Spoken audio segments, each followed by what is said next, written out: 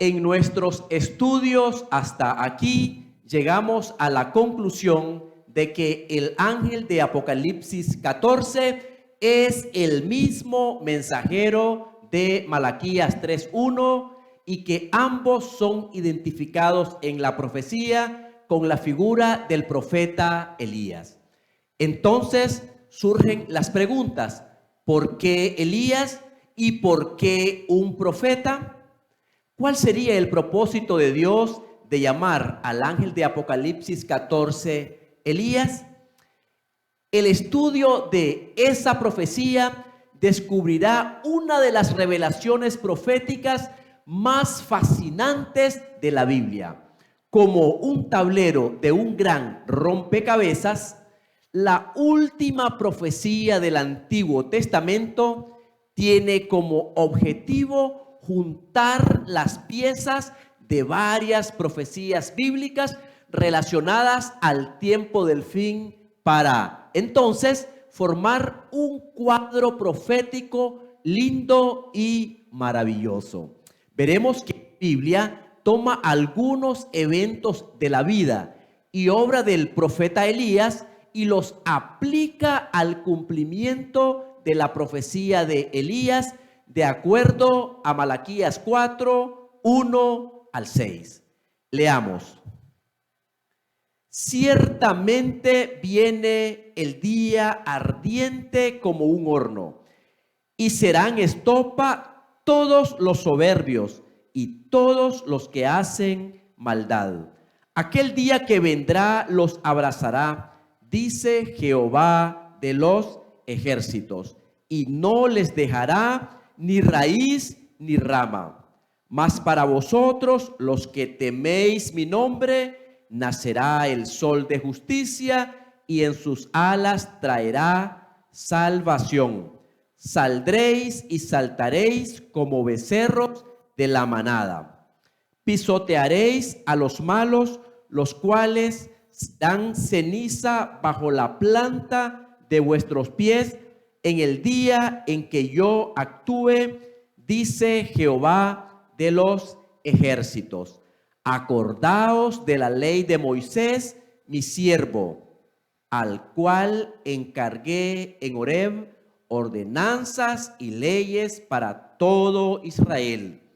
Yo os envío al profeta Elías antes que venga el día de Jehová, grande y terrible. Él hará volver el corazón de los padres hacia los hijos y el corazón de los hijos hacia los padres. No sea que yo venga y castigue la tierra con maldición. Veamos la argumentación. Dios envía a Elías para profetizar sobre un período de sequía. El profeta Elías entra en la historia presentándose ante el rey Acab con una profecía acerca de un período de sequía. Elías dijo que por años no habría rocío ni lluvia, sino por la palabra de Dios. Primero de Reyes 17:1 dice así: entonces Elías Tisbita, que era de los moradores de Galaad, dijo a Acab: vive Jehová, Dios de Israel, en cuya presencia estoy, que no habrá lluvia ni rocío en estos años, sino por mi palabra. ¿Por qué motivo Dios no enviaría lluvia sobre Israel en los días de Elías? ¿Por qué no habría lluvia todo ese tiempo? El mandamiento de Dios es la clave. En primer lugar, vemos que Dios en sus mandamientos le hizo saber al ser humano una advertencia clara. No tendrás dioses ajenos delante de mí. No te harás imagen ni ninguna semejanza de lo que esté arriba en el cielo, ni abajo en la tierra, ni en las aguas debajo de la tierra. No te inclinarás a ellas ni las honrarás. Éxodo 23 al 5. Hay una promesa para los observadores de la ley. En segundo lugar, Dios hace algunas promesas a los que observan la ley. En Levítico 26, versículos 3 y 4, encontramos una de ellas que dice: si anduviereis en mis decretos y guardareis mis mandamientos y los pusiereis por obra, yo daré vuestra lluvia en su tiempo, y la tierra rendirá sus productos, y el árbol del campo dará su fruto. La condición para recibir las bendiciones estaba condicionada a la obediencia de los mandamientos. Dios no requiere aquí una obediencia legalista, sino una obediencia motivada por el amor, nacida del corazón. Los mandamientos en sí se resumen en la palabra amor. Y amarás a Jehová tu Dios de todo tu corazón y de toda tu alma y con todas tus fuerzas. Deuteronomio 6:5. Y San Juan declara que Dios es amor según Primera de Juan 4:8. O sea, rechazar la ley es rechazar a Dios. Los que guardan la ley están dando una respuesta de amor a Dios por todo lo que Él es, hizo y hace por nosotros. San Juan 14:15 dice: si me amáis, guardad mis mandamientos. Una advertencia del Señor. En sus mandamientos, Dios prohíbe la idolatría y deja promesas de bendiciones a los obedientes, pero también hizo una advertencia. No sea que alces tus ojos al cielo y viendo el sol y la luna y las estrellas y todo el ejército del cielo, seas impulsado y te inclines a ellos y les sirvas. Porque Jehová tu Dios los ha concedido a todos los pueblos debajo de todos los cielos. Deuteronomio 4:19. Debemos notar que Dios fue claro al prevenir la adoración al sol, la luna, las estrellas y al ejército, los cielos. Veamos la consecuencia de la desobediencia. ¿Cuál sería la consecuencia para los que desobedecieran y no siguieran los consejos de Dios? Según Deuteronomio 28, 23 y 24, en vez de lluvia recibirían polvo y ceniza. He aquí sus palabras. Y los cielos que están sobre tu cabeza serán de bronce, y la tierra que está debajo de ti de hierro. Dará Jehová por lluvia a tu tierra polvo y ceniza. De los cielos descenderán sobre ti hasta que perezca. Veamos la condición de Israel en los días del profeta Elías. En los días de Elías predominaba la idolatría. Jezabel, la reina impía, había introducido la adoración a Baal y Acera.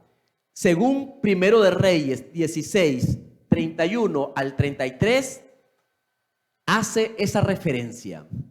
El culto a esos dioses aparece asociado a la adoración al sol, la luna y a todo el ejército de los cielos. Veamos esta cita inspirada.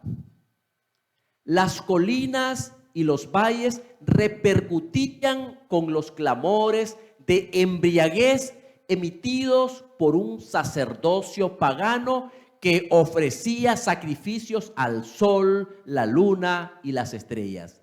Libro Profetas y Reyes, página 84. La apostasía fue tan grande que la Biblia dice que Acab fue el rey que hizo lo malo más que todos los que reinaron antes de él. Ese tiempo de extrema apostasía dio lugar a la idolatría, dando y adorando imágenes de Baal y Acera, como también la adoración al sol, la luna y las estrellas. E hizo que Dios permitiera que las consecuencias de la desobediencia predicha en Deuteronomio 28, 23 y 24 llegaran sobre su pueblo impenitente.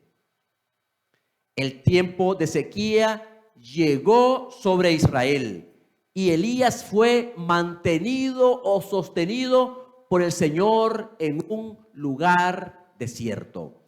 Primero de Reyes 17, 2 al 4 declara lo siguiente: y vino a él palabra de Jehová diciendo: apártate de aquí y vuélvete al oriente y escóndete en el arroyo de Querit que está frente al Jordán.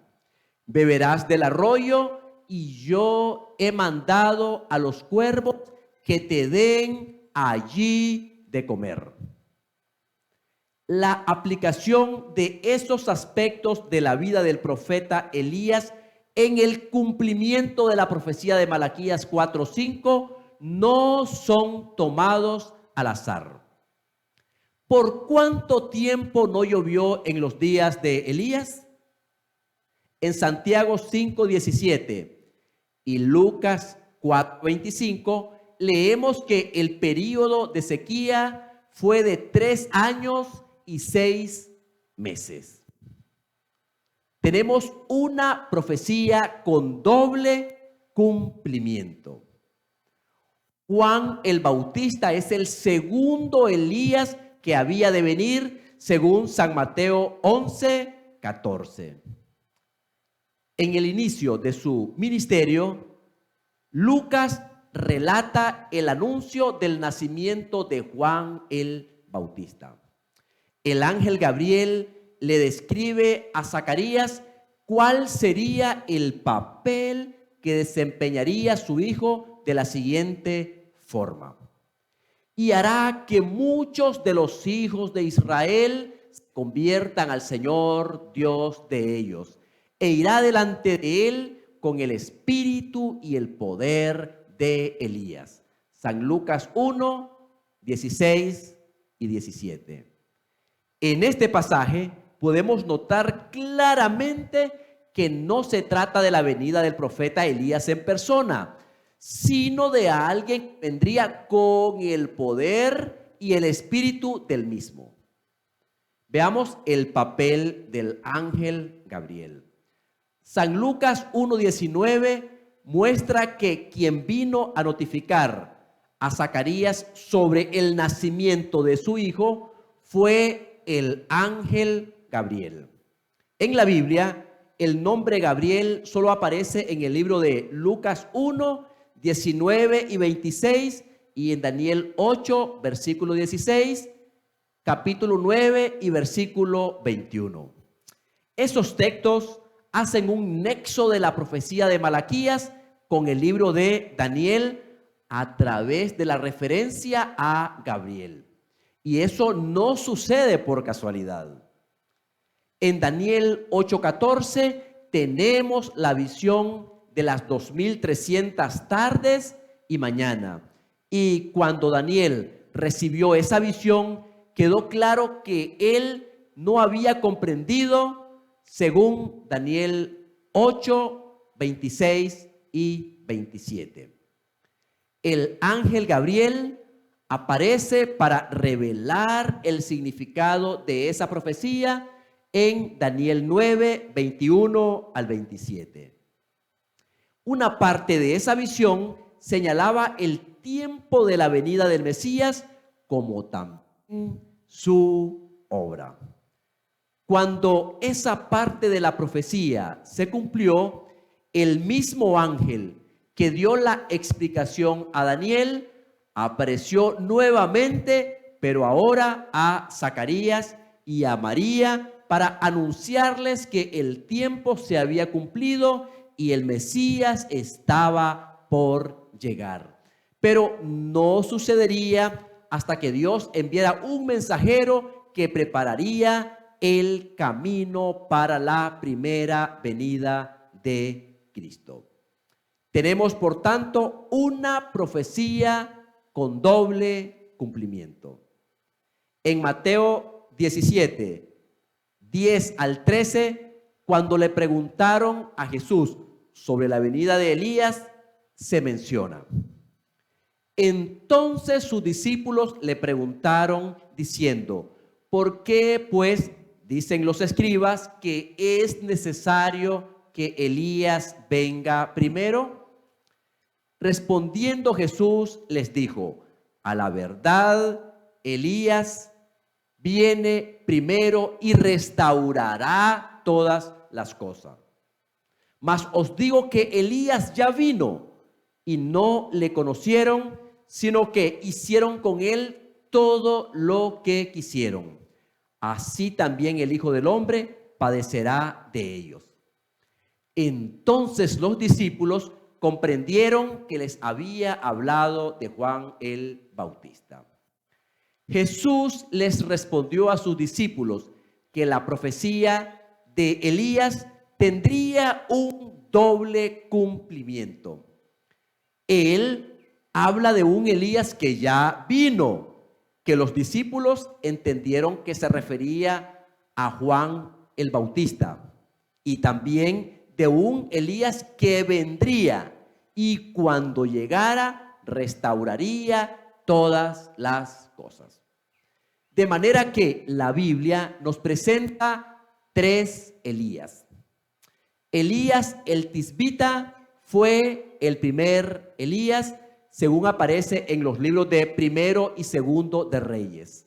Juan el Bautista en el Nuevo Testamento fue el segundo Elías, aquel que vino a preparar el camino para la primera venida del Mesías a su tiempo en la tierra.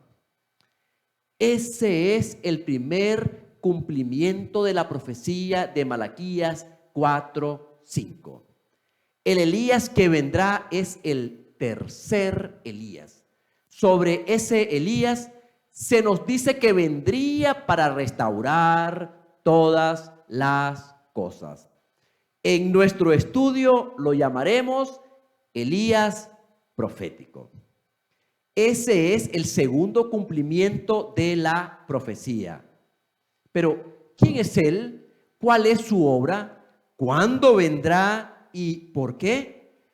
Respuesta a estas interrogantes revelará el carácter extraordinario de esa profecía. La historia se repite. Tenemos un inicio marcado por persecuciones. Después del Pentecostés, en el aposento alto, los discípulos partieron llenos del Espíritu Santo a predicar el mensaje de salvación. No obstante, el inicio del cristianismo fue marcado por persecuciones de todos lados. Basta leer la historia en el libro de Hechos.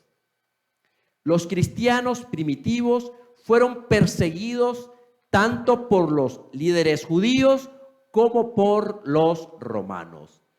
El odio a Cristo por parte de los líderes judíos fue derivado a los que ahora reflejaban su imagen y hablaban con la autoridad que él poseía. Los romanos también persiguieron a los cristianos en los primeros siglos de nuestra era. Y los motivos eran básicamente: uno, a pesar de ser cristianos, ellos eran en primer lugar judíos, y por cuestiones políticas, los judíos y los romanos no se relacionaban bien. Y número dos, la iglesia primitiva tenía prácticamente todo en común con el judaísmo.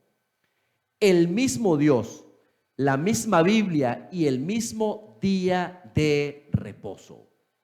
O sea, para los romanos, los cristianos y los judíos formaban un mismo grupo de personas. Con las persecuciones, la iglesia fue por mucho tiempo protegida de falsas doctrinas.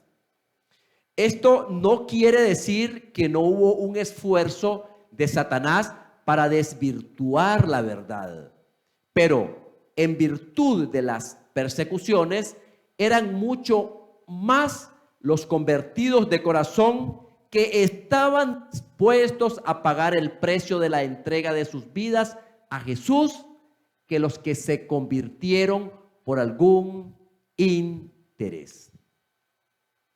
Veamos el fin de las persecuciones y la entrada de doctrinas falsas en la iglesia.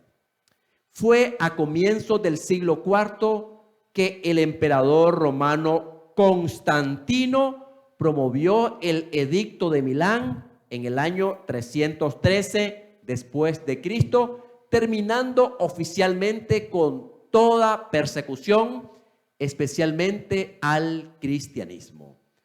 Además de decretar libertad religiosa, Constantino dijo haberse convertido al cristianismo e hizo de esta la religión oficial en todo el imperio romano. Veamos esta cita inspirada.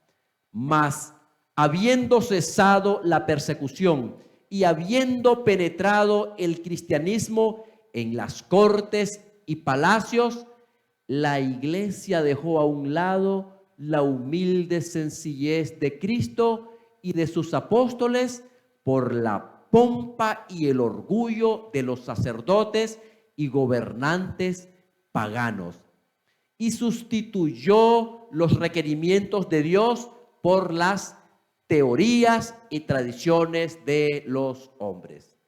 Conflicto de los siglos, página 47. En el año 321 después de Cristo, el mismo emperador Constantino promulgó la primera ley ordenando el reposo en el primer día de la semana. En el Imperio Romano, el primer día de la semana era el día de adoración al dios Sol, al Sol Invictus, y el nacimiento del dios Sol era conmemorado una vez por año, el 25 de diciembre.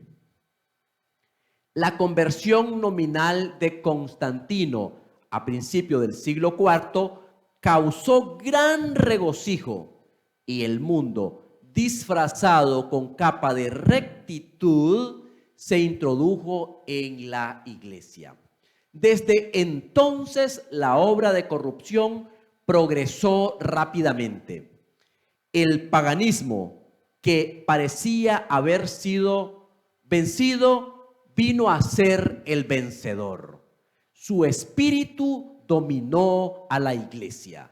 Sus doctrinas, ceremonias y supersticiones se incorporaron a la fe y al culto de los que profesaban ser discípulos de Cristo. De esa forma, Constantino promovió el surgimiento de la Iglesia católica. Los templos paganos pasaron a ser gradualmente adaptados a templos cristianos. El sábado, como día de adoración, pasó a ser el domingo, el día del sol. Observe lo que dice la creencia 2174 del Catecismo de la Iglesia Católica. Nos reunimos todos el día del sol porque es el primer día después del sábado de los judíos. A través de su libro de doctrinas, la Iglesia romana testifica del domingo como el día del sol y no como el día del Señor. Tenemos entonces que el Elías profético huyó al desierto. A partir de Constantino el Grande, la iglesia cristiana comenzó a perder su identidad bíblica y pasó gradualmente a asumir las características de los cultos paganos romanos. La apostasía marcada por la idolatría de los días del profeta Elías comenzó a introducirse en la vida y en la historia del cristianismo.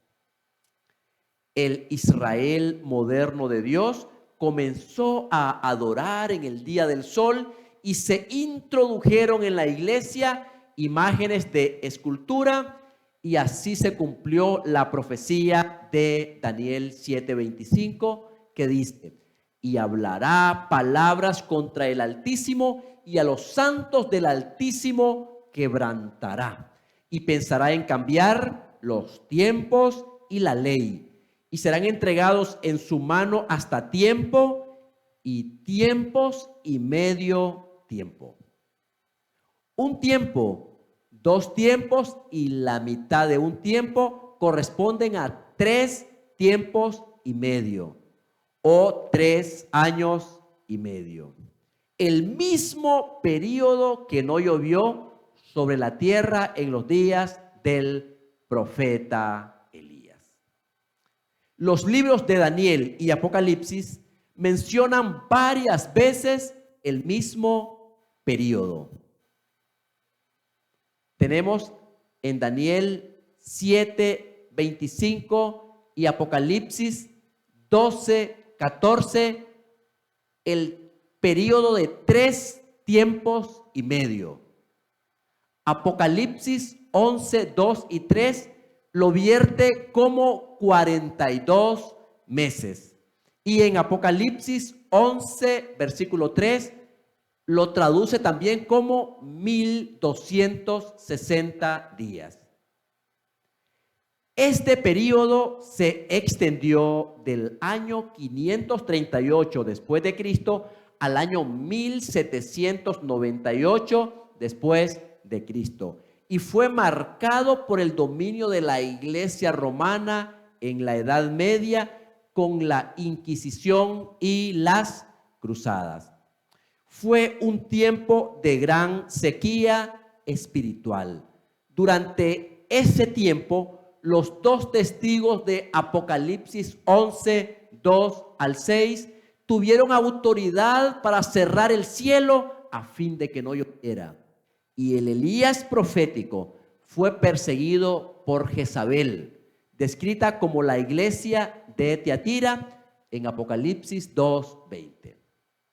Tiatira representa el tiempo del dominio de la Iglesia Católica en la Edad Media y también se la presenta como la ramera de Apocalipsis 17. Elías profético está identificado como la mujer pura de Apocalipsis 12.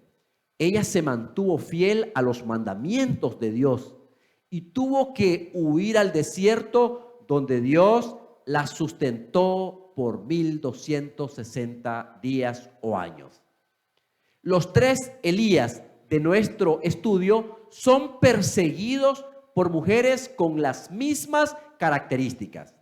El profeta Elías fue perseguido por Jezabel, Juan el Bautista por Herodías y Elías profético por la Jezabel escatológica de Apocalipsis 3:20 y Apocalipsis 17, 1 al 5.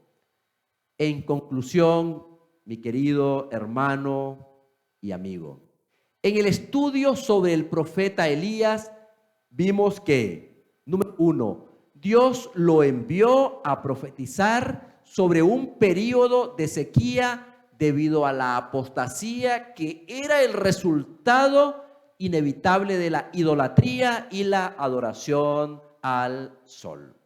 Número 2, Elías fue sustentado por el Señor en un lugar desierto durante 3 años y medio. Acerca de Elías profético, también vimos que pasó por un periodo de sequía espiritual caracterizado por la apostasía consecuente de la idolatría y la adoración en el día del sol.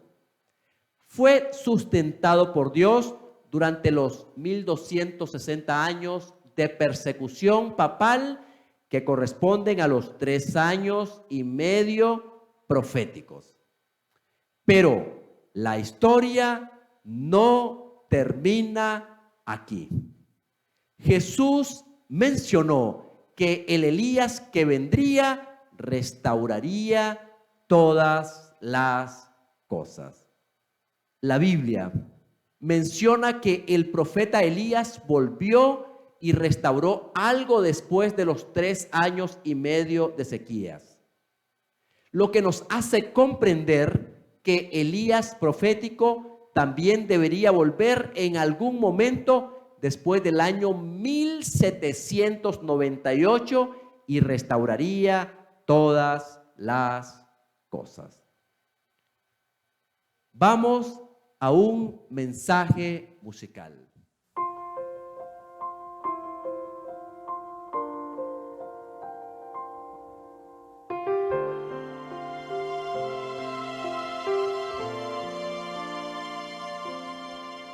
Mi mente puesto en un más allá, en un día sin igual, permaneceré esperando ver nueva luz que venga de él. El día soy hasta que vuelva el Rey. Mi mente puesto en un más allá,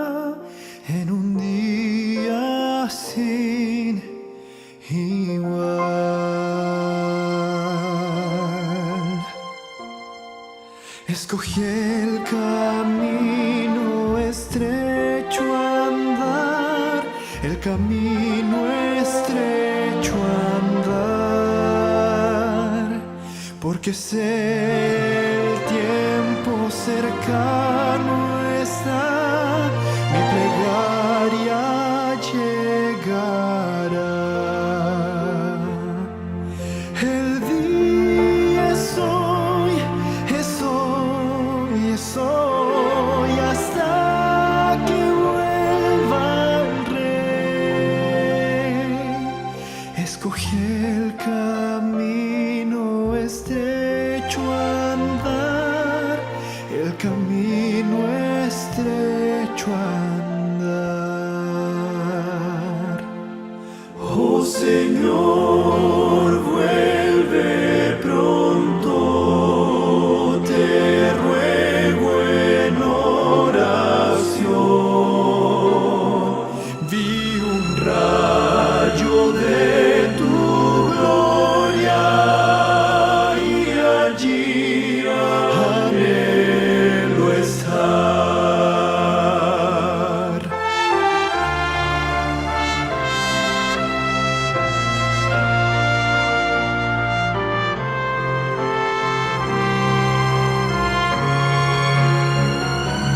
Cuando aparecerá mi Rey y trompetas mil con él, y mi Cristo descienda en majestad, por los santos Él vendrá. Los que duermen se levantarán, y en el aire se abrazarán. Cuando aparecerá mi Rey y trompetas mil con él.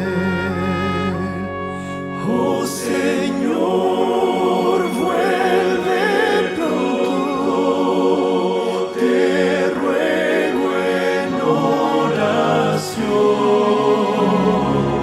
Vi un rayo de tu gloria y allí anhelo estar. Vi un rayo de tu gloria y allí anhelo estar.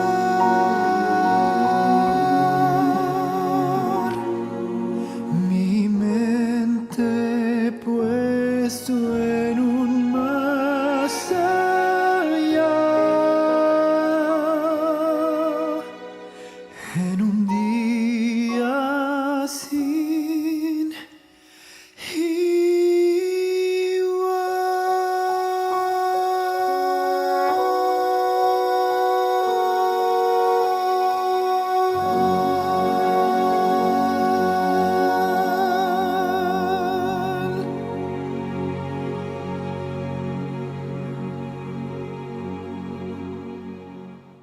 Oremos.